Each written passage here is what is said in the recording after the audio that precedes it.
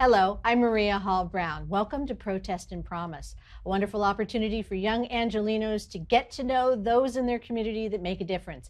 And today we have a very special guest. I'm delighted to be joined by LAFD Chief Nominee Chief Crowley. She is going to be the head of the Los Angeles Fire Department very, very soon. And now we have our wonderful panelists. Hello, Evan. How are you? Hi, I'm doing well. How are you? Good, thanks. Alexis? Hi. Ryan? Hello, hello. All right, Ryan, you're representing because you are surrounded by such a wonderful bevy of people today. Kemery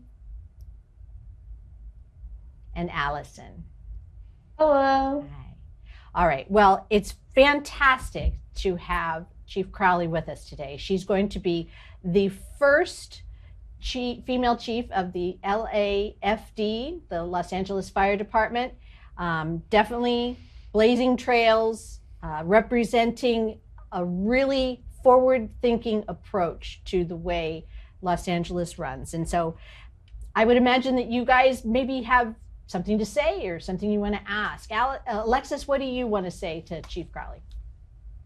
I just wanted to ask how your leadership position has helped you understand or helped you challenge gender norms and what that looks like, because I know historically women haven't had the greatest leadership power. So I feel with your position you've been able to challenge that position. So how have you been able to do that in your own individual career? Great. Well, that's an awesome question. So just to let you know, in the very beginning, I can tell you right now, I didn't know what to do, right? So it's an ongoing evolution. So you kind of learn as you go. Thinking about back when I was brand new as a probationary firefighter, we're all leaders. It doesn't matter where you are. It doesn't matter if I'm a brand new probationary firefighter or it doesn't matter. So either way, you still have the ability to lead. Now, where I was back then compared to where I am now, you just have to evolve and you learn different strategies. You learn from watching others and you can kind of observe wow, that didn't work or that worked really well. And then you kind of have to make it your own. And then you kind of figure out what strategies work for what situation. Either way, from the leadership side of things, for me, what I learned was it's all about connecting with your people, right? It's all about connecting with them, supporting them. But then with that, it's a give and take because then everybody will come with you. Right? And it's a journey together. And especially in my new position, people keep saying, well, what are you going to do as the leader of the LAFD? And leadership, right? 101 for me is I'm bringing everybody along with me, right? It's not going to be me at the top barking orders down at everybody and say, hey, LAFD, this is what we're going to do. I can tell you right now, that's not going to work. And so I've had the opportunity kind of throughout my career, because we have a real stringent kind of career ladder that either we can compete for all these different promotional processes. So every promotion that I took just kind of got me in a higher level ability to lead. So each different rank, I had to kind of learn how to connect with people and influence them in the right ways. So from the female side, people ask me that too. Well, how do you get the guys to follow you? Because we're 3.5% women on the LAFD. That's only about 117 women out of 3,700 firefighters and civilians, right? So it's well, how the heck did you do that? And again, it's not magic. It's the ability to really connect with your people, understanding, from my perspective, there's no ego. My ego won't get in the way because I don't have an ego because I know who my experts are. And I'm not afraid to ask them, him or her, say, hey, what do you think about this? Or what's the best strategy for this? And then, okay, now we can implement that. And then guess what happens? Then they feel empowered. I'm sure you've all been in situations like that before where somebody empowered you. You know how magical that is, right? When you feel empowered, you feel like, hey, I'm part of this team and I can do something with this group of people. And when you come together, you know that you can accomplish a lot more. So that's just maybe some of the strategies I think that I've used throughout my career. So hopefully that answered your question. You know, but what you have done is you've perfectly segued into something that I know that Allison was interested in finding out about, because there's one thing, you know, getting to that position that you're now in. And then, so Allison? Yes, I was going to ask, as the first female chief of the LAFD, do you feel any pressure to surpass like your male predecessor standards that they set? And if so, are you thinking of like surpassing them or maybe creating your own standards in a way, since you are like the first? Right. I just want to know. Oh, that's a fantastic question. Thank you for that. So standards, right? You talk about, especially in a paramilitary organization like the fire service, right? It's all about standards. Whether you're a male, female, tall, short, whatever it may be, we have a standard. So that's been institutionalized, you know, throughout my entire career. So I'm really used to that. You have to be able to meet the standard for sure. Now, my mentality, maybe this is what kind of helped me kind of move up through the ranks, is I'm not going to meet the standards. I'm going to exceed the standards. That's kind of a mindset thing, right? So for me, it's like, okay, I'll show you I can do the job, but I'm going to show you I can do it better. So it's kind of like, you know, that was a big push for me and a big drive. So now you ask about, well, okay, in the fire chief's position, that standard of the fire chief, tell you the truth, I'm going to set my own path, right? Because it is a first, and I'm bringing in a really super unique perspective being a woman. No other woman has ever stepped into this position. So everybody's kind of like, okay, what's going to happen, right? But the reality is it's a perfect time to kind of reset the course and reset the vision and reset our ability to communicate with our people throughout our organization. So that standard, you know, yeah, I'm for sure going to meet the standard, but I'm going to exceed it. But I'm also going to create my own pathway. And my hopes and aspirations are that that'll make us and help us be a better organization. And again, that'll empower my people within our organization then to go, okay, look at her, she was able to do it. And even outside the organization. And that's what's really inspiring to me, is to understand, like, hey, that's a really incredible opportunity for others to see somebody like me in a position. And I'm hoping that'll pay dividends for everybody else out there.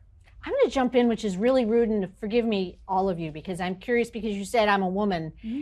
What is it that, I mean, what does that mean to you to be a woman in front of all of this? What does that mean? What differentiates you from, you know, the gentleman sitting next to you? What is it that you consider to be that unique piece of the puzzle when you say I'm a woman? Right. Besides the fact, you know, gender. Yeah, the gender. The gender is one thing, but I think what's unique that we can bring is our unique experiences. I'm looking at the panel. Every single one of you, all 5 of you, have all had unique experiences, right? So now you think about, you can bring your experiences, your perspective, and then wherever you are, you can build on that, right? Because maybe my unique perspectives, where it comes to, especially being in the fire chief's position, that's the highest position of influence on the department. That was a big motivation for me to understand, like, if I keep pushing and if I get to this position, I can help better, you know, understand the needs of our members and better understand the needs of the community. But I think it's a unique perspective and a unique experience that I'm bringing versus maybe a male counterpart that didn't experience the same things that I did. So I think it's a unique kind of journey of where I got to. And so I think that's the main difference. And maybe it's just a different style. People are kind of like, well, what's her style? And what is that going to be like being led by a woman? You know, the really fantastic thing and understanding what it means to be the first woman, I get it. I understand the historical significance of that. And I think it's really important that we capitalize on this. But the other neat thing is many, many people have also approached me and said, you know what, Kristin, you're the most qualified. Man, woman, whatever it may be, you're actually the most qualified for this seat and we're behind you.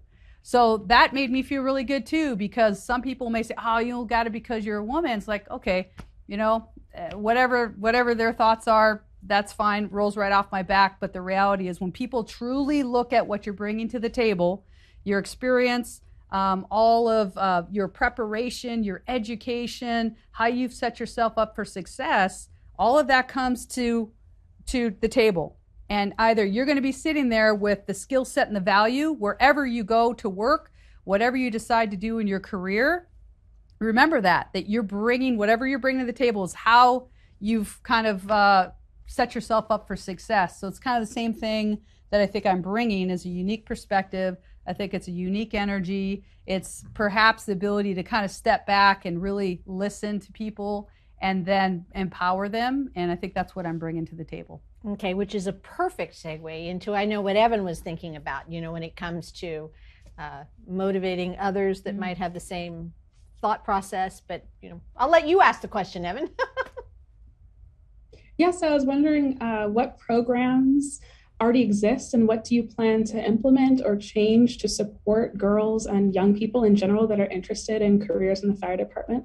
Awesome question. So that is, I'll tell you right now, that is a big piece of my experience with the Los Angeles Fire Department, because our youth development program, I look back on my experience and being part of that, where we ran a 7-week youth fire academy out of multiple high schools in the San Pedro area, in the Valley area.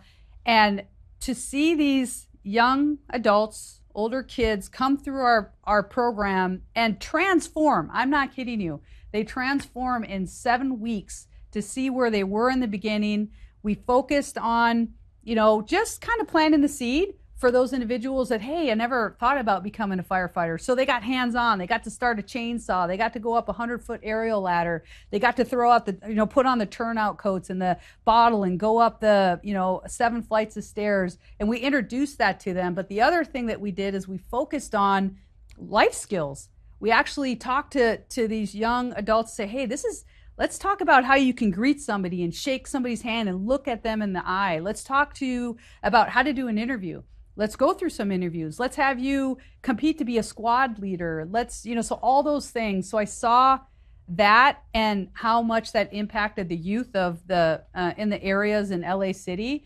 So that's one piece of it, is the prep program. And we're going to continue down that path for sure. We're going to continue because we see the value that it brings to our young adults as they're kind of going through high school and graduating, and just like you, going to college and getting your degrees. So that's one approach, is to recruit at a very young age and to plant the seeds and to show young individuals in the city that you can absolutely do this job. A lot of hard work, but you can absolutely do if you put your mind to it, and then they fall in love with it. So a lot of those cadets then came through. Actually, one just graduated like 3 weeks ago, which was really cool. I got to see one of our cadets graduate from our actual fire academy, is now a full-fledged probationary firefighter. So that's one thing. The other thing that we're doing too, and we are focusing within the city limits, and you all live in the city. That's why I asked you earlier. It's like, you know how much ownership you have if you live in the city, right? This is your city. This is our city.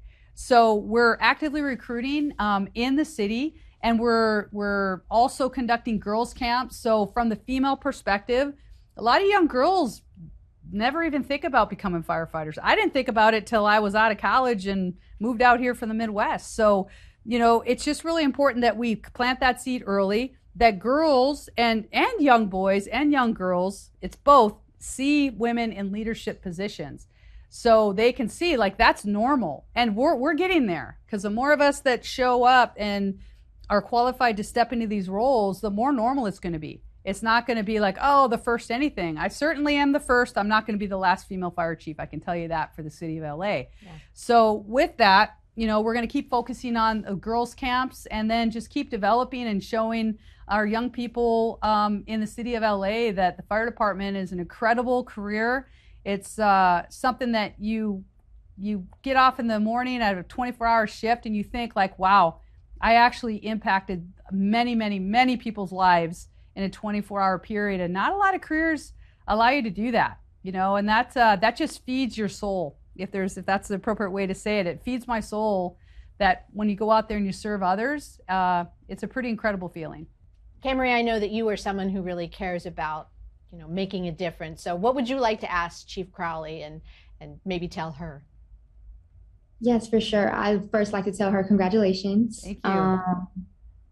And a question I had for you was, what are some things that we should know as the public about the fire department, and how can we as citizens help you all carry out your responsibilities as smoothly as possible? All right, great question. So thank you for that. So interesting enough, I think as I think about it, I think the community needs to know how hard we train to make sure that we're ready to respond to your emergency. So a lot of the times you just see the big fire engine, the big fire truck, the ambulance rolling down the street, light and siren, pull over to the right, and and wave with a big honk, right? But it's so much more. Every single day, our firefighters go out and they serve. You call 911, we're going to be ready to meet your needs, and we're there to solve your problem. But when it comes to what we do every day, every single thing we do, whether it's maintaining our apparatus, whether it's just cleaning the stations, whether it's training, every single day we train on something. Just kind of like the military, which is kind of out of sight. Same thing that we do in the fire department. Everything we do is focused to make sure that we're ready to serve you. And that when you call us and whatever your problem is, big or small, we're going to respond and we're going to help you in your time of need. So I think a lot of people don't really know like how intrinsic it is for us to make sure that we stand ready, that our firefighters are ready, willing, and able to serve in your every need. So that's one thing. You asked about the second question was, well, how can you help us? I can tell you how you can help us. So be ready, right? So be ready, meaning whether there's a major emergency, an earthquake, if you live in a brush area, whatever it may be, but just have that thought process behind, like, how can you, if the fire department can't get to you because there's a major catastrophe, how are you going to help yourself, right? And a lot of people don't really think about it. You think, oh, okay, I'll just call the fire department. But think about it. In a large-scale emergency, whatever it may be, right, we only have so many resources. So you have to be somewhat proficient and efficient to make sure that in a time of need, when we're spread super thin on a brush fire or a major earthquake or whatever it may be, a natural disaster, that you can kind of take care of yourself for an isolated time until we can kind of rally around the situation and make sure that we're getting additional resources in the city. So I think my recommendation would just be, hey, just be ready for that major emergency, just to make sure that you can serve yourself just in case we're spread thin. Ryan, all right. So what would you like to ask Chief Crowley? Okay, so my question, well, first, congratulations. Thank you, Ryan. First. But my question would be, outside of firefighting, do you have any goals in your life, and what are they? Oh, that's awesome. I love that question. I'm always talking about work. So thanks for that. So everything away from work is all about my family. So family first. So any goals or any extra time is usually focused on my kids and my wife. So we've got 3 daughters, 15, 13, and 11. So we have a very busy household. So when I'm at work, and I really focus on balancing the work-life situation, and now stepping into this new leadership role, even more so. I have to be very, very thoughtful about that. But that's really my focus when I'm not at work, is just making sure that I'm connecting with my kids, that I'm there for my family. I have my extended family that lives in Florida, so all vacations are always going to see my family that lives many, many miles away. But to me, my heart and soul is just all about being with my family. One of the great things about having this panel, and we've had several panels, and they're all brilliant, they're all incredibly engaged and very thoughtful. So now I'm going to throw this at you guys. Because of that, I want to go around and find out, what would you each offer Chief Crowley in this new role, knowing full well that it's not just going to be the focus of attention, although it's the LAFD. People are going to be watching her from a wide array of different perspectives in terms of her ability to lead what has been notoriously an all-male environment. Only 3%, as she mentioned, so far that are women firefighters. What do you want her to, maybe a piece of advice or something for her to keep in mind as she's moving into this role, from a young person's perspective, whose life is still on the cusp of being, heading in a certain direction and maybe things that she should think about when she's deciding on her fire academies, or she's making decisions within the department, or even when she's speaking out loud and other organizations are listening to what she's doing. So I'm going to give you like 2 seconds. Okay, Allison, what would you suggest? Yes, please. Well, like off the top of my head, as a Latina, I was told kind of like in a way, like you don't want to be a firefighter, you don't want to have like these general like male-dominated industries. So I would suggest, like, if you're working in like communities that deal with Latinos or like the Latino community, try to like push a narrative that says like that doesn't focus on gender, but maybe focuses on the positive attributes of like what it's like to be a firefighter, whether it's like the amount of money you make or like the community you develop. Because I know for sure in my community, I definitely was not told growing up to like become a firefighter. I was definitely told to like try to have a career that wasn't like, you know, dangerous. Dangerous. That kind of disrupts like the gender norms that we kind of had in place. Yeah. So. Yeah, no, I appreciate that. I take that in wholeheartedly. Thank you. Okay. Camarie, you know, what would you offer as a piece of advice, or just something that maybe Chief Crowley wouldn't have thought about when making decisions? I would say you can be both soft and powerful at the same time. It's possible, you know? Yeah. Yes, I love that. You're spot on for sure. And I've had to be both, right? Yeah. Yes. When you talk about that perspective. Yeah. So I think that's a nice thank you for sharing that. Yeah. All right. And Evan? I would like to say that in your career, if you've ever come up against those discrepancies, those small things that we just accept as tradition, we accept because they've worked so far, but they are unjust, they do disadvantage certain people, or they could just be better, to take the risk and question those and try to rework those systems. Evan, I'm going to keep you up just for a second because I know you had a second question about those perhaps injustices and about those communities that may not necessarily have the same feelings about the fire department. I was wondering, how does your work in the fire department differ in low-income communities, especially because we have so much diversity in the communities that we have in Los Angeles? And something that's been on the top of my mind is air quality and how much it impacts us and our health, and how does that affect your work?